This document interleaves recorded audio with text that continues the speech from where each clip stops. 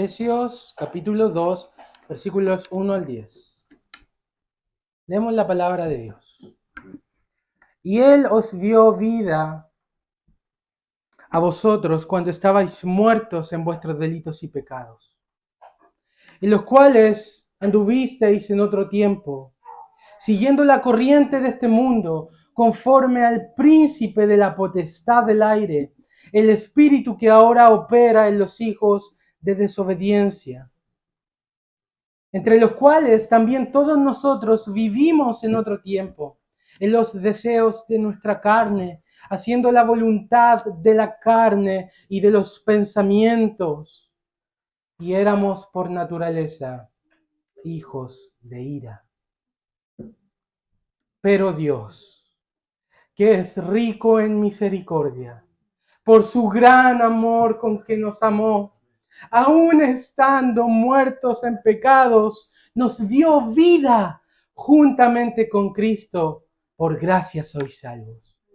Y juntamente con Él nos resucitó y asimismo nos hizo sentar en los lugares celestiales con Cristo Jesús, para mostrar en los siglos venideros las abundantes riquezas de su gracia en su bondad para con nosotros en Cristo Jesús. Porque por gracia sois salvos, por medio de la fe. Y esto no de vosotros, pues es don de Dios, no por obras para que nadie se gloríe, porque somos su hechura, creados en Cristo Jesús para buenas obras, las cuales Dios preparó de antemano para que anduviésemos en ellas. Amén. Señor, gracias por tu palabra. Gracias por dignarte y rebajarte a hablarnos hoy día, Señor. Porque ciertamente no lo merecemos. Pero tú deseas revelarte a nuestra vida. Tú deseas hablarnos. Tú deseas que escuchemos tu voz. Tú deseas que aprendamos. Y tú deseas que miremos lo que tú has hecho por nosotros. Permítenos, Señor, escuchar tu palabra con todo el corazón. Poner el sentido, poner atención, para que tú nos transformes por medio de ella, con tu Espíritu Santo obrando en los corazones. Yo, Señor, confieso ser totalmente incapaz, débil e impotente de cambiar la vida de nadie aquí presente. Sin embargo, tú sí puedes. Amén. Así que yo oro para que tu palabra produzca vida en nuestros corazones y seamos transformados. Oramos los méritos de Cristo Jesús. Amén. Amén. Hablemos un poquito de modos verbales. ¿Les gustaba la clase de lenguaje en el colegio? Algunos no.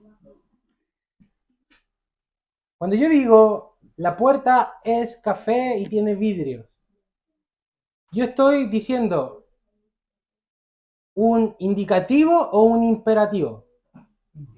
Indicativo. ¿Por qué indicativo? Porque estoy reflejando, describiendo algo que está en la realidad, ¿cierto? Si yo le dijera, vaya y abra la puerta, ¿eso es un indicativo o un imperativo? Imperativo. Yo estoy esperando que ahora tú actúes conforme a la realidad de que existe esa puerta con vidrio, ¿cierto? La epístola de los Efesios se divide en dos grandes partes: los indicativos y los imperativos.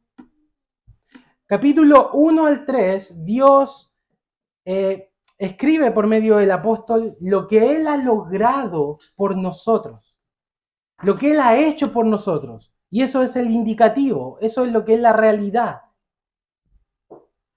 Pero de los capítulos 4 al 6, luego el apóstol pasa a dar los imperativos. Es decir, de acuerdo a lo que Dios ha hecho con nosotros, y es realidad en nuestra vida, entonces ahora ustedes tienen que actuar conforme a esa realidad, siguiendo los mandamientos de Dios.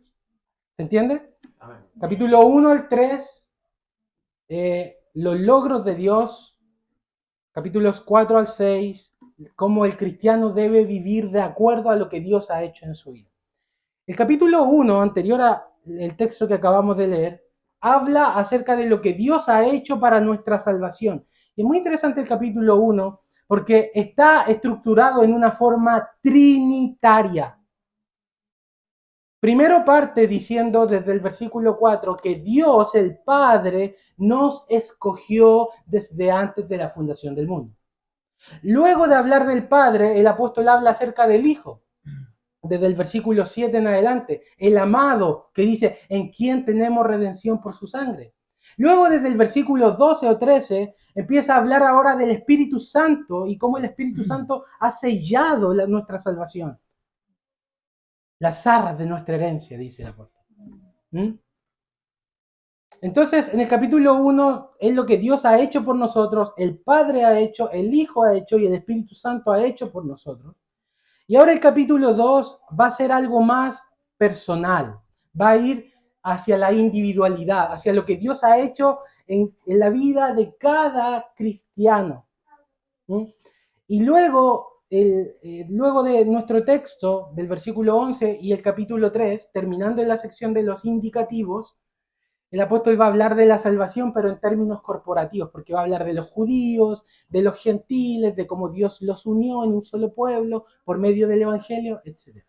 Entonces nuestro texto que tenemos, Efesios 2, 1 al 10, es una biografía espiritual de la vida de un cristiano.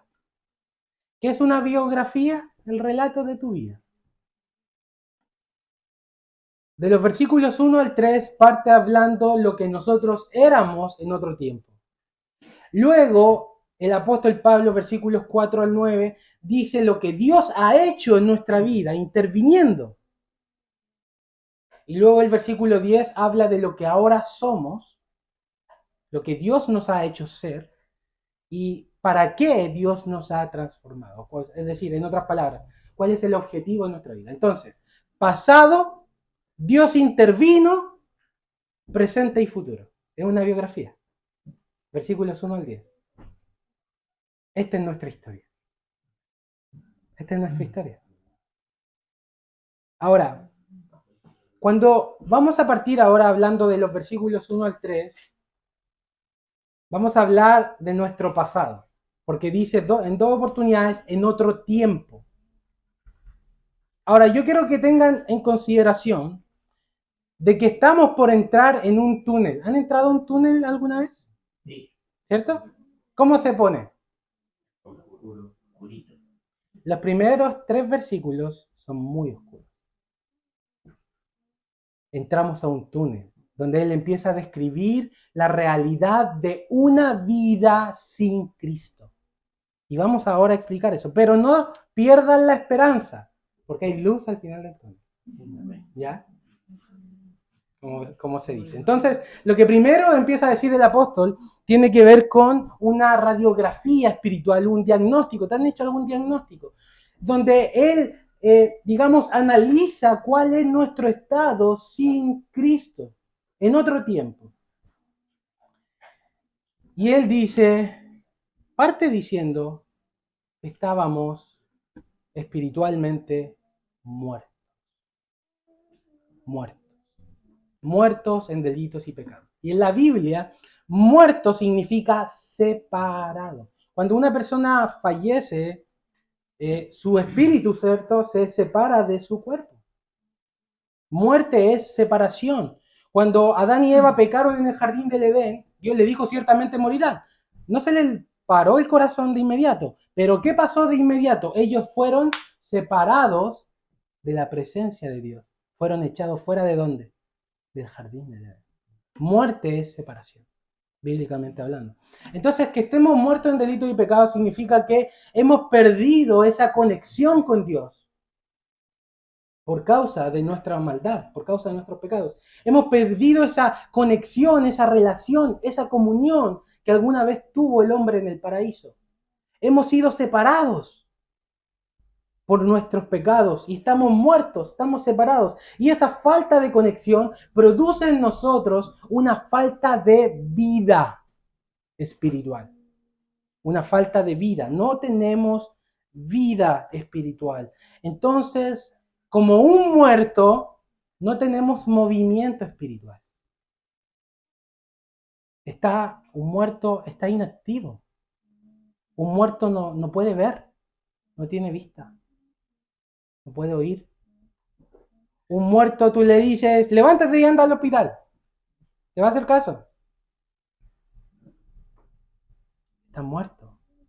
No tenemos, y eso espiritualmente hablando, lo que significa acá es que no tenemos ningún tipo de afecto por Dios cuando estamos en ese estado. No tenemos ningún sentimiento hacia Él.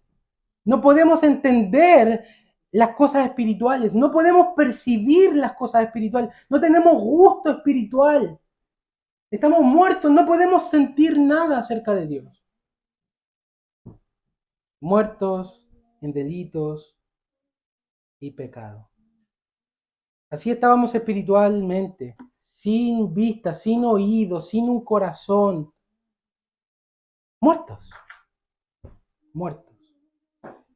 Y dice en delitos y pecados. Delitos, una desviación de la verdad. Los pecados, lo que significa acá, es una acción contraria a la voluntad de Dios.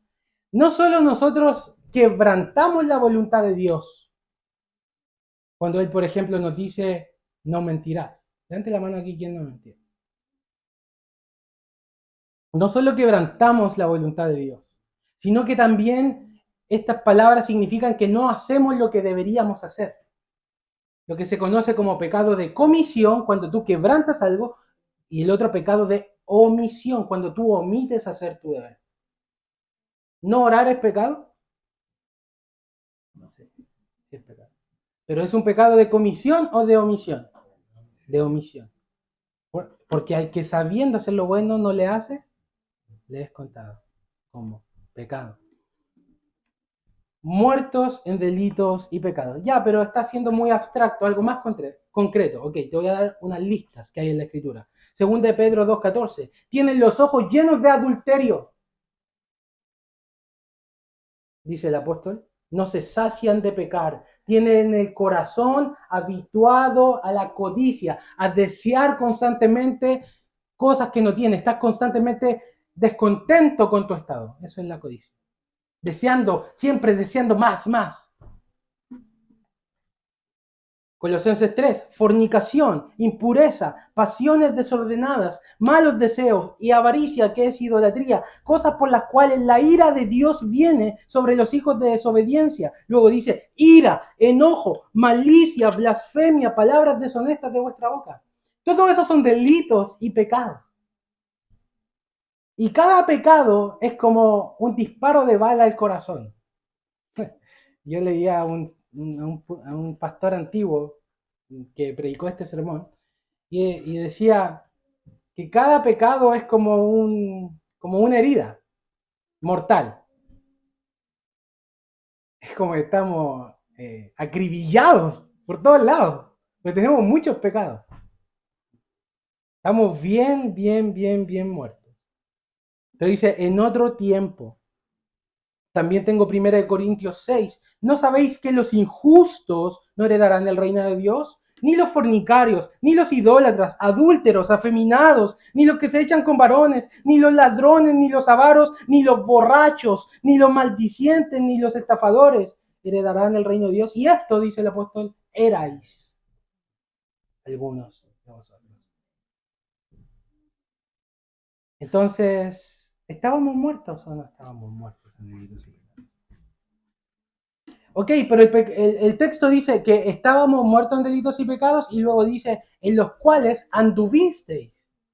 Y andar es sinónimo de vida, ¿o no? ¿Los muertos caminan? Pero dice que andábamos en los delitos y pecados.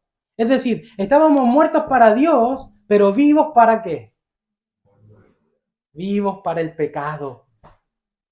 Andábamos en nuestros delitos y pecados, vivíamos en ellos, los practicábamos, era un comportamiento, un hábito, una práctica, un andar.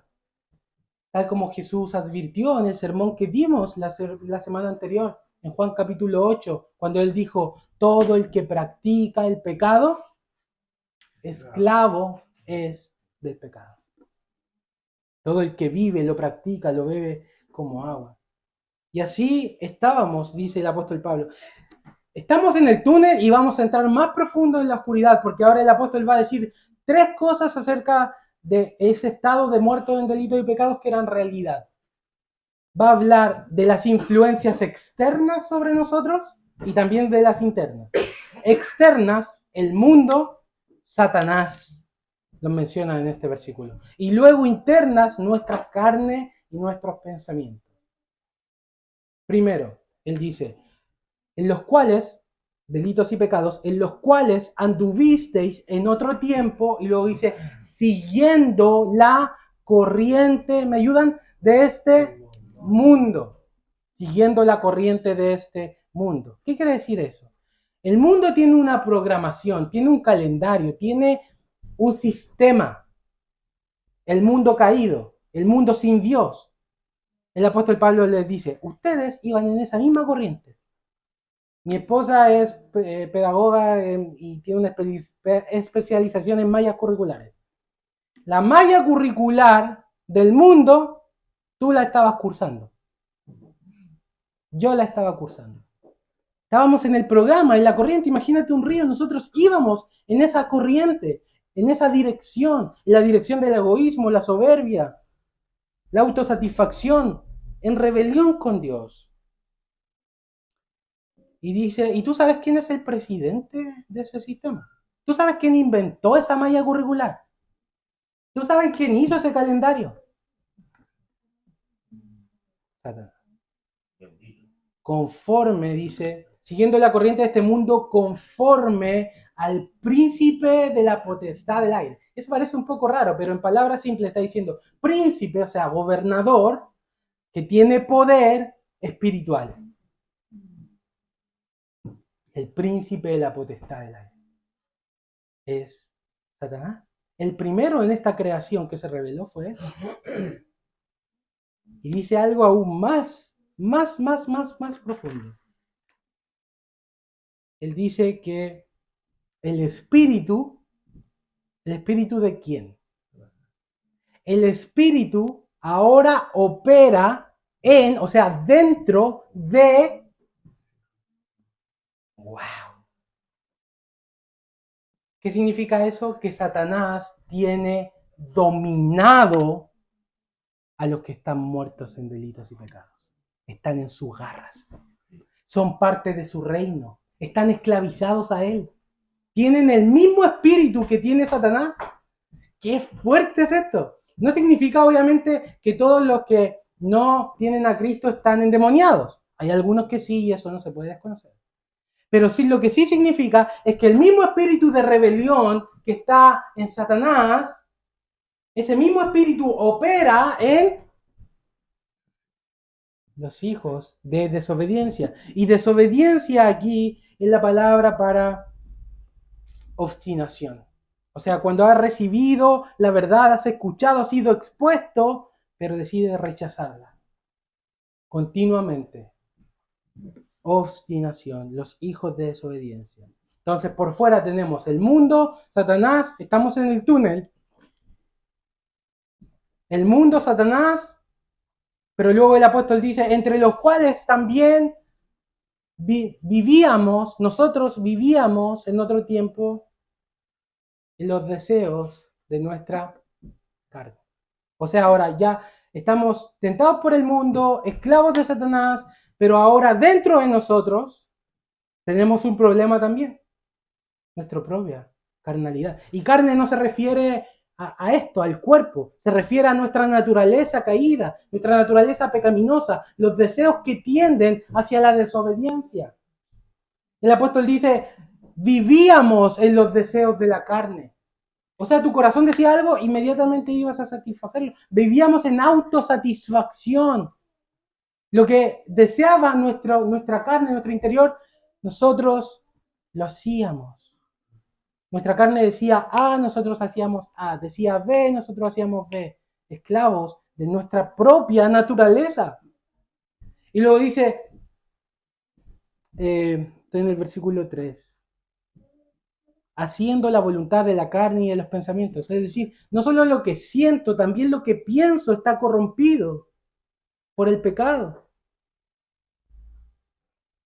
Mis sentimientos, la forma de pensar, la forma de ver las cosas, la forma de tomar decisiones, la mente, el corazón, todo corrompido. Y dice, y éramos por naturaleza hijos de ira.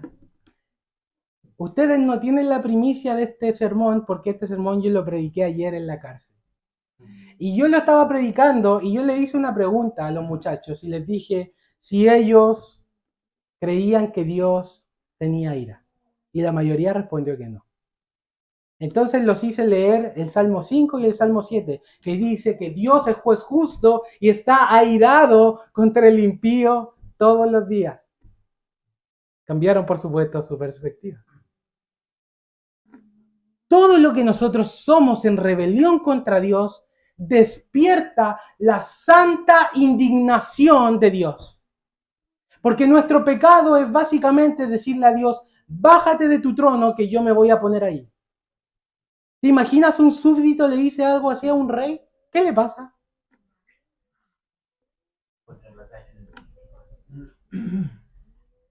Entonces dice acá que por naturaleza éramos hijos de ira. Juan 3:36, el que no tiene al Hijo no verá la vida, sino que la está sobre él. La ira de Dios está sobre él.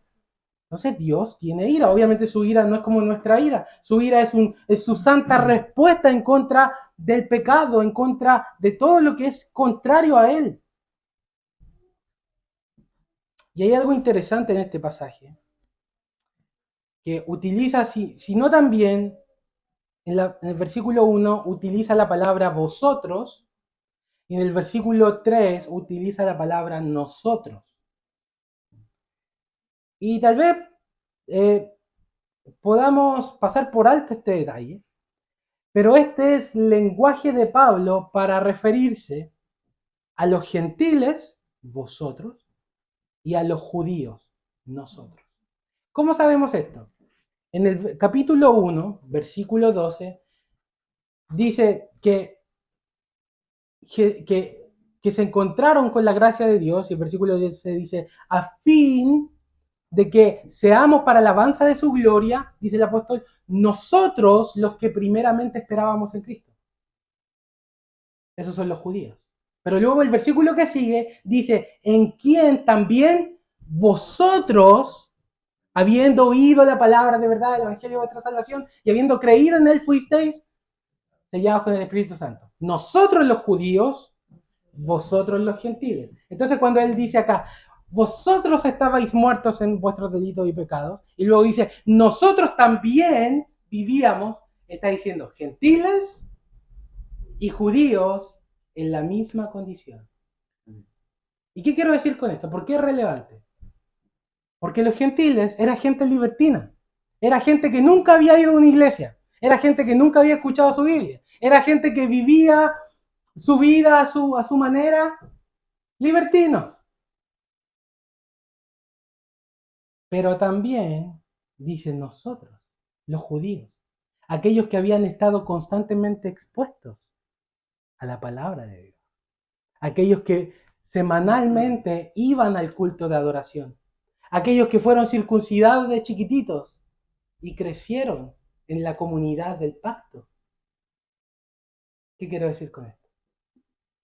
Tanto la gente irreligiosa como la gente religiosa están muertos en delitos y pecados.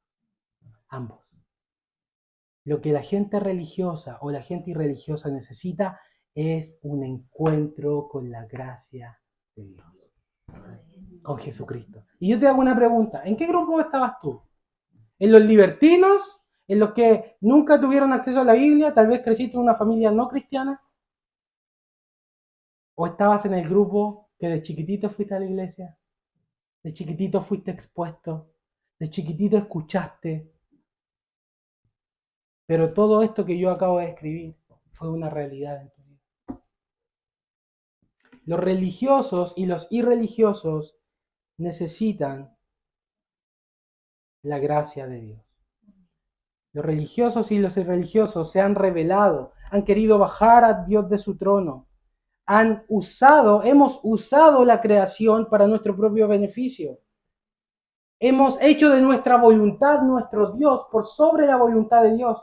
Hemos estado viendo esto en algunos programas de la radio, como la oración del Padre Nuestro, hágase tu voluntad. Pero el pecado dice, no, yo quiero mi voluntad. Y todo eso, hermanos, produce la santa ira de Dios sobre nuestras vidas. Resumen. Muertos en delito y pecado, sin sensibilidad alguna. Vivos para el pecado, pero separados y muertos para Dios, sin comunión con Dios. Después, ¿qué más dice? Andando conforme a la corriente de este mundo, esclavizados por Satanás, desobedientes, obstinados en querer hacer nuestra propia voluntad y no la de Dios, gobernados por nuestros propios deseos carnales y de nuestros pensamientos. Y por lo tanto todo eso produce la santa indignación, la santa ira de Dios sobre nosotros. Es oscuro el panorama, ¿no? Es entrar en un túnel. El apóstol dice, en otro tiempo, eso erais, le dice a los efesios. Pero yo ahora quiero hacerte una pregunta. Todo lo que yo he descrito acá, en tu vida, responde para ti, por favor. ¿Es cierto del pasado o es cierto de ahora?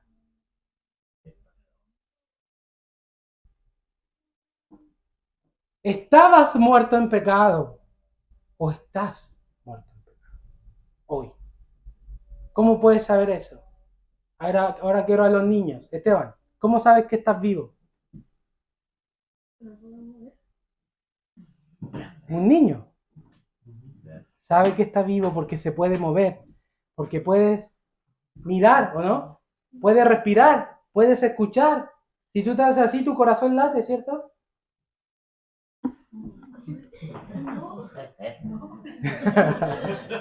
Está latiendo, no te preocupes.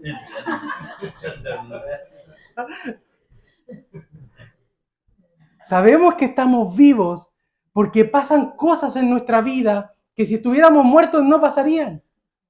Puedo ver a Dios, puedo amar a Dios, deseo escuchar la palabra de Dios, tengo afectos por Él, entiendo lo que Él me quiere decir, entiendo cómo voy a ser salvo.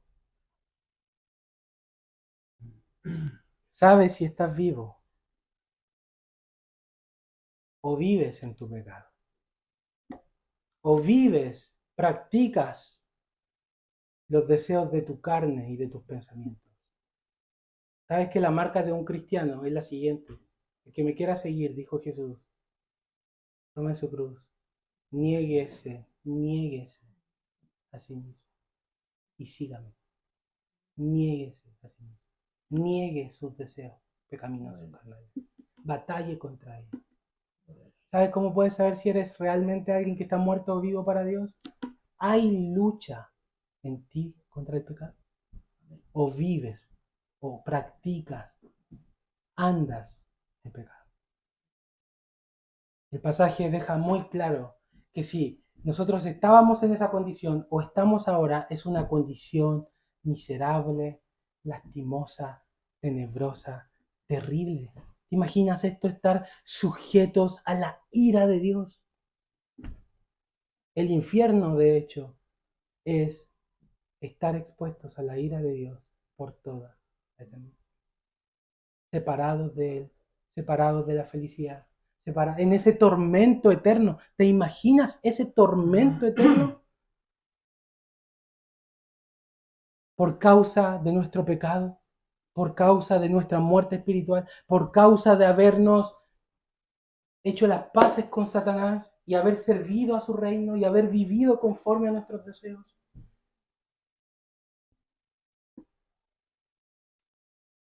Pero hay luz al final.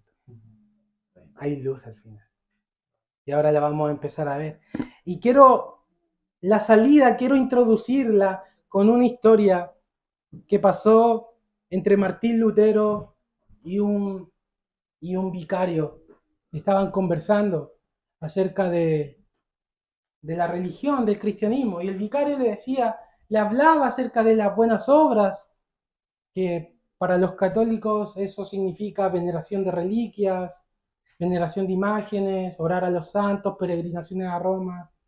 Y Martín Lutero había descubierto que la única forma de que Dios te pudiera aceptar era a través de Jesucristo. Y estaban discutiendo justamente eso. Y el vicario le pregunta a Martín Lutero, le dice, doctor Martín, si se deja al cristiano vivir solo por la fe, y si se le quitan las buenas obras, si se le quitan las reliquias, las peregrinaciones a Roma, los crucifijos, le pregunta, ¿qué pondrás en su lugar? Martín Lutero responde y dice, a Cristo. El hombre solo necesita a Jesucristo. Hermanos, la única salvación, la única luz que nosotros tenemos de todo este pozo de oscuridad se llama Jesús. Es Jesús la única respuesta. Y en este miserable estado en el que estábamos no podíamos salir, porque un muerto no se puede autorresucitar. No puede tomar una medicina porque no está enfermo, está muerto. Encerrado bajo los límites de su falta de vida, inerte. Pero Dios, pero Dios, pero Dios, pero Dios. Cuando nosotros decimos pero, nosotros vamos a decir algo contrario a lo que justo veníamos diciendo. Cuando estamos discutiendo con nuestra esposa, le decimos, no hay pero que valga. Pero Dios, es decir, Dios intervino en ese estado. Dios vino a tu vida. Amén. Dios restauró, Dios te dio vida, resucitó a ese muerto.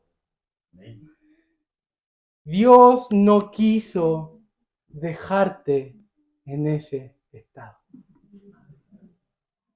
Como dice Dios a través del profeta Oseas, ¿cómo podré abandonarte? ¿Cómo te voy a destruir como destruí a Sodoma y Gomorra? Mi corazón se compadece en mi interior, se inflama toda mi compasión, dice el profeta. No te voy a destruir. El Señor miró nuestro terrible, miserable, lastimoso estado, y como en Ezequiel 16 narra cómo Jehová ve a su pueblo y lo describe a su pueblo como un abortivo, como alguien que salió formadito del vientre pero sin vida, en sus sangres, tirado en el suelo, y Dios le dice, así estabas tú en tus sangres, abortivo, y yo te vi, pasé por junto al camino y te dije, vive. Y te traje hacia mí, te vestí de ropas, te hice mío. Eso pasó con nosotros, hermanos. Pero Dios vino a nosotros. Dios no nos abandonó a nuestra propia suerte. Y fue Él quien nos dio vida y no nosotros. No dice, Cristian Ganga estaba muerto en delitos y pecados, y luego dice, pero Cristian Ganga se esforzó demasiado para luego tener vida. Si no podíamos, estábamos muertos. La única forma de que pudiera ocurrir esto era que Dios, en su infinita misericordia, nos visitara de lo alto de la aurora y resplandeciera en nuestros corazones como en el principio cuando dijo sea la luz. Y su palabra con poder hizo que la luz se generara. Así fue en nuestra vida. Cuando tú estabas muerto, Él dijo, ¡vive! Y hoy estás vivo por la gracia y por la misericordia de Dios. Él tomó la iniciativa. para rescatarte. Él se compadeció en su seno por tu estado. Su corazón se enterneció al verte como tú estabas. Y fue Él quien te salvó. Y no tú mismo. No tú mismo. ¿Y de dónde nace, de dónde se origina que Dios haya venido a nuestra vida? Dice, pero Dios, que es rico en misericordia, la manifestación de su compasión y la misericordia, como dice Santiago, la misericordia vence al juicio. La misericordia vence la ira. ¿Cuántas veces en la Escritura se nos repite? Yo soy Jehová, lento para la ira y grande en misericordia. Grande en misericordia, rico, abundante. Su misericordia, hermanos, es tremenda, tremenda. Salmo 36:7, cuán preciosa, oh Dios, es tu misericordia, y por eso los hijos de los hombres se amparan bajo la sombra de tus alas. Ven a refugiarte hoy a un Dios que es infinito en misericordia. Pero es que mis pecados son tan grandes, usted no sabe lo que yo he hecho. Di como David cuando asesinó, adulteró, conspiró. Salmo 51. Ten piedad de mí, oh Dios, conforme a tu misericordia. Conforme a la multitud, porque es rico Dios, a la multitud de tus piedades, borra mis rebeliones. Es conforme a su misericordia. Entonces, aun cuando como David tengas pecados graves y profundos y tengas manchas carmesí y brillantes, Dios es rico en misericordia. Y Él puede hacer que tu estado venga a ser como blanca lana. Él te puede limpiar, purificar. Porque Dios no es cruel, ni desea o disfruta ver a sus criaturas perecer.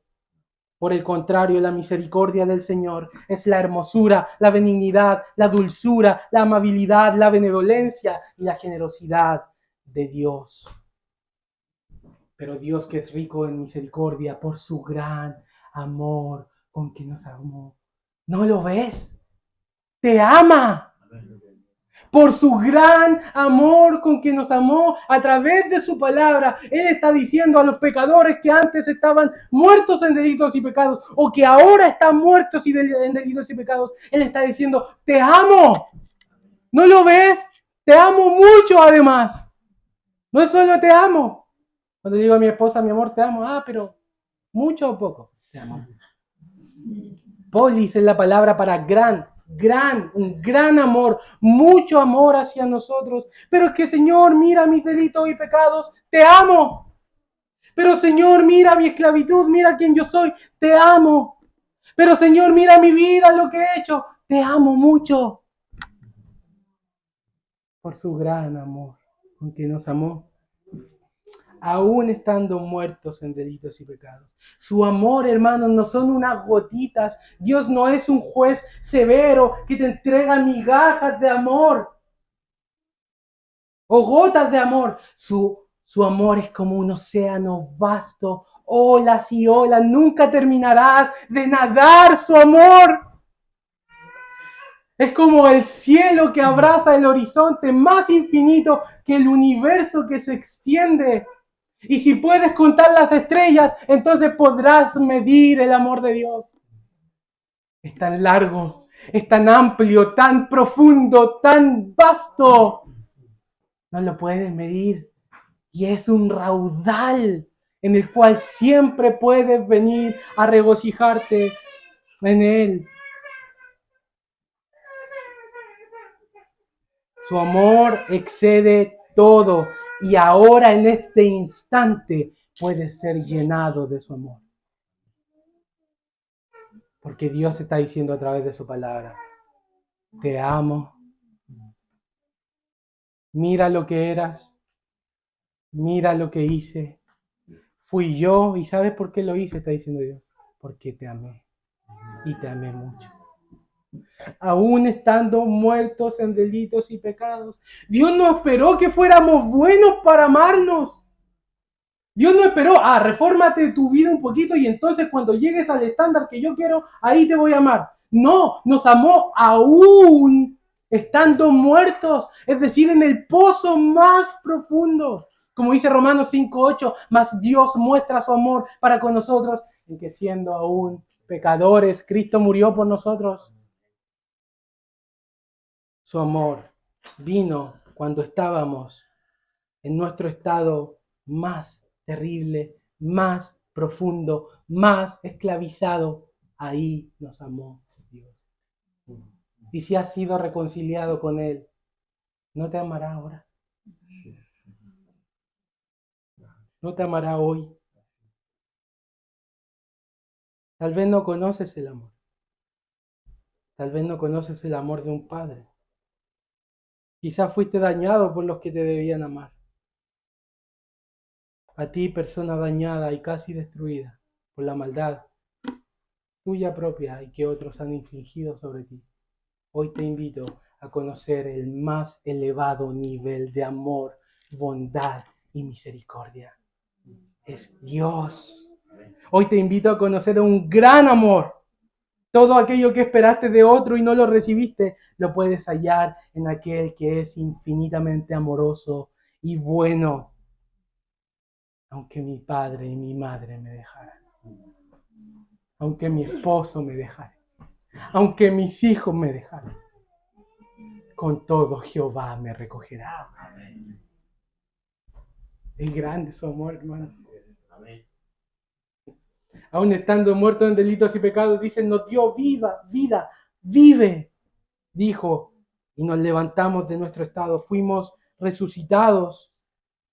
Y luego dice, y nos sentó en los lugares celestiales con Cristo. Fuimos resucitados juntamente con Cristo. Nos dio vida juntamente con Cristo. Nos sentó en los lugares celestiales juntamente con Cristo. Porque todo acerca de nuestra vida se trata acerca de Jesús. Jesús murió por nosotros. El amado, en quien tenemos redención por su sangre, el perdón de pecados. Él derramó su sangre por ti. Él llevó la ira de Dios por ti. Él resucitó. ¿Y sabes qué? Porque Él resucitó, tú también. ¿Y sabes qué? Él está ahora a la diestra del Padre con Dios por toda la eternidad. Y porque Él está ahí y tú estás unido a Él, tú también estás ahí. Para siempre con Él. Con el que te amó y se entregó a sí mismo por ti. Para mostrar en los siglos venideros las abundantes riquezas de su gracia. Hay un corito pentecostal que yo cantaba cuando era niño y que cantamos el otro día en la cárcel.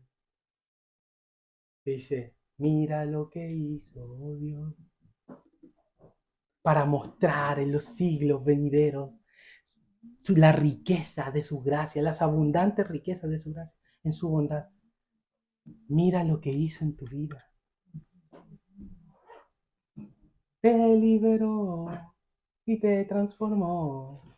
Mira lo que hizo. Hermanos,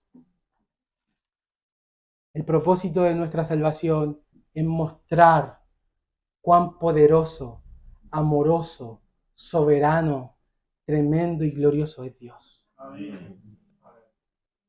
Porque si nosotros, que estábamos en ese estado, fuimos traídos al reino de su amado Hijo, cualquier persona que vea nuestra vida va a decir, mira lo que hizo Dios.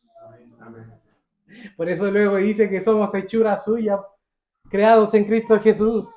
Ya voy a llegar ahí, que somos como un poema creado por Dios. Entonces, esto es una constelación de gracia, es como que miras y hay estrellas por todos lados porque habla de la misericordia de Dios, habla del amor de Dios, habla de la bondad de Dios, de la gracia de Dios, de la vida que Dios es como un cielo hermoso al que mirar. Por donde tú fijes tu mirada, vas a ver la gracia del Señor, porque por gracia soy. por gracia. Es su bondad inmerecida a gente que se ha hecho culpable y no merece sino la ira de Dios. Pero Dios ha decidido de su libre y soberano placer concederle vida. ¿Por qué? No tengo idea, pero no es por ti. Es porque Él quiso. En su voluntad Él quiso. ¿Por qué te dio vida? Porque Él lo quiso y no puede encontrar ninguna razón por sobre su voluntad.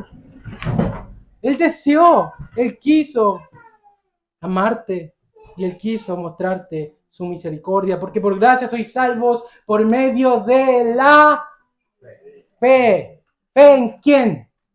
En Cristo, en que Cristo me amó, en que Cristo lo hizo por mí. Tú lo agarras y te aferras a Él, eso es la fe. Te agarras como un salvavidas, no te voy a soltar, tú eres mío, yo soy tuyo. Por la fe en Cristo Jesús. Y esto no es tuyo, no es mío, no es algo que nosotros hubiéramos hecho. Todo en la vida cristiana, mis hermanos, es un don de Dios. Don de Dios. Porque si hubiera sido por nosotros mismos, por nuestra propia capacidad, por nuestra propia inteligencia, por nuestra propia voluntad que hubiéramos hecho eso, tendríamos motivo para gloriarnos. Para decir, sí, tú hiciste todo eso, pero si yo no hubiera puesto ese porcentaje de mi parte, entonces no hubiera ocurrido. Entonces ese porcentaje es mi gloria, po. Pero acá dice que no es de nosotros. Acá dice que es un don de Dios. No de vosotros, para que nadie se gloríe. Porque no somos salvos por obras. Dice, no por obras, no por obras, no por obras, no por obras, no por tu comportamiento, no por lo que hagas.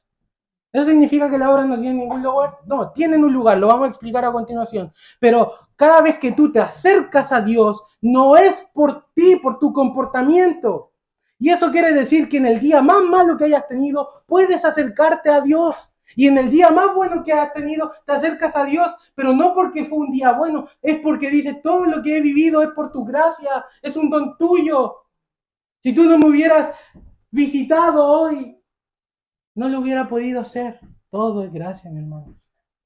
Es la sublime gracia de Dios, no por obras, para que nadie se gloríe. No es por nuestro comportamiento, no es por venir a la iglesia. Si tu corazón deja de latir hoy y te enfrentas con Dios y Dios te dice, ¿por qué debo dejarte entrar al cielo? ¿Por qué te debes salvar? ¿Qué vas a responder tú? ¿Porque fui a la iglesia el domingo? A cualquiera que dice algo así, de una patada para afuera, hermanos. Porque no es por nosotros. Lo que tú tienes que responder cuando Dios te diga, ¿por qué debo dejarte entrar al cielo? Tienes que decirle,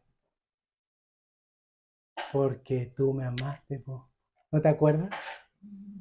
Porque tú me amaste y porque de tal manera me amaste que enviaste a tu Hijo unigénito a morir en la cruz por mí. Porque Jesús tomó todos mis pecados y lo malo que soy y Él me limpió completamente, perfectamente. Soy justo delante de tu presencia, no porque yo haya hecho justicia, sino porque Jesús me regaló su justicia. ¿Cuál es la respuesta de nuestra salvación? Es la gracia de Dios por medio de la fe en Jesucristo. Esa es la forma de ser salvos, hermanos. Ese es el Evangelio.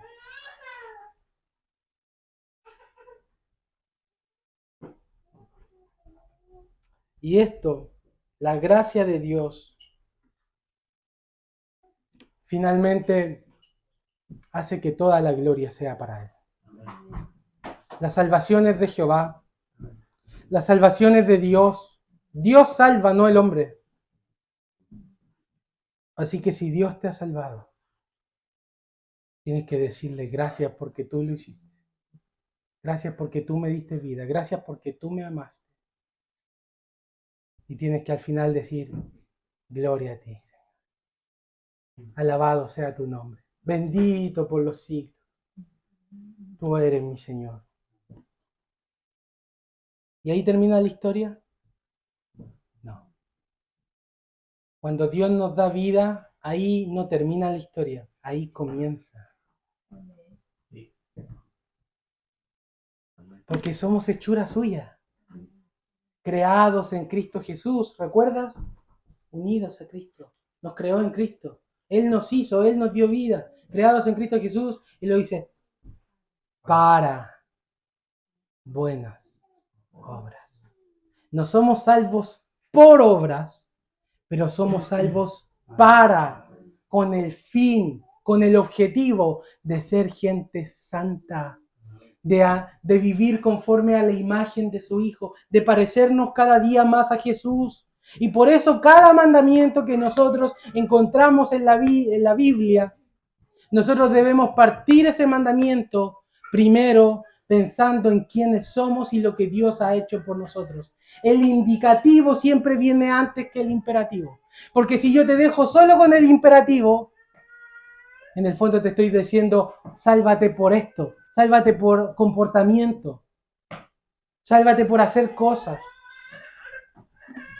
Pero no es así. Dios nos salva solo por su Hijo para buenas obras, para vivir en santidad, para gustar su palabra, para congregarnos, para glorificarlo en este mundo, mis hermanos. No somos salvos para ser gente que vive en sus pecados. Fíjense que nuevamente utiliza la palabra andar. El versículo 2, dice que andábamos en la corriente de este mundo, pero el versículo 10 dice, las cuales Dios preparó de antemano para que anduvieseis en ellas. Ahora debemos nosotros andar en las buenas obras, andar en amor, andar en santidad, andar en paciencia. Lea Gálatas 5, la fe, el gozo, son cosas en las que nosotros debemos vivir ahora. ¿Significa que no vamos a pecar? No. La Escritura también muestra que muchas veces vamos a caer, que vamos a fallar, que vamos a pecar. Por eso estamos acá, de hecho, porque hemos fallado. Porque si no, te lleva un carro de fuego directo al cielo. Hemos fallado, hermanos. Pero eso no significa que vivimos en el pecado. Si Dios está transformado, no puedes vivir en pecado. ¿Vas a pecar? Sí, pero no vives en el pecado. Sino que eres transformado ahora para vivir en buenas obras, las cuales Dios preparó. O sea, Dios tiene un plan para ti. Dios tiene un plan para tu vida. Y ese plan se llama vivir junto a Él. Vivir en santidad. Vivir cerca de Él, como dice el himno que cantamos muchas veces. Cerca, más cerca de ti, Señor. Yo quiero estar. Ese es su plan para nosotros. Biografía espiritual. ¿Quiénes éramos? Lo que Dios hizo. ¿Quiénes somos? Y para qué Dios nos ha transformado. Para su gloria y para buenas obras.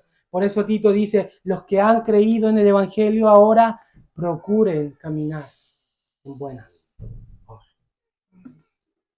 Salvos por gracia. Es el título de este sermón. Amén. Tengamos un momento de oración, hermanos. Gracias, mi Señor, por hablarnos a través de tu palabra, por confirmarnos tu amor, por darnos vida, por mostrarnos cuál es el camino y por revelarnos, Señor, cuánta compasión has tenido por nosotros. Nosotros miramos nuestros pecados, nuestra muerte anterior, miramos nuestra esclavitud y nos damos cuenta de que estábamos perdidos, pero tú viniste a rescatarnos, Señor, y nos sacaste del pozo de la desesperación y por tu gran amor nos uniste completamente con tu Hijo Jesucristo y ahora nos has salvado solo por gracia. Pero también ahora que termina esta oración y este servicio y este culto, ayúdanos a mirar cuál es el objetivo por el cual tú nos has salvado por gracia, que es vivir contigo y andar, caminar y vivir en buenas obras. No porque esas buenas obras nos salven, sabemos que no, sino que solo fue tu gracia. Pero ahora, Señor, qué mejor manera de darte las gracias. Qué mejor manera, Señor, de decirte gracias que siguiéndote, que honrándote, que guardar tu palabra. Bien recordamos las palabras de Jesús cuando nos dijo, si me amáis, guardad mis mandamientos. Ayúdanos, Señor. En el nombre de Jesús oramos. Amén. Amén.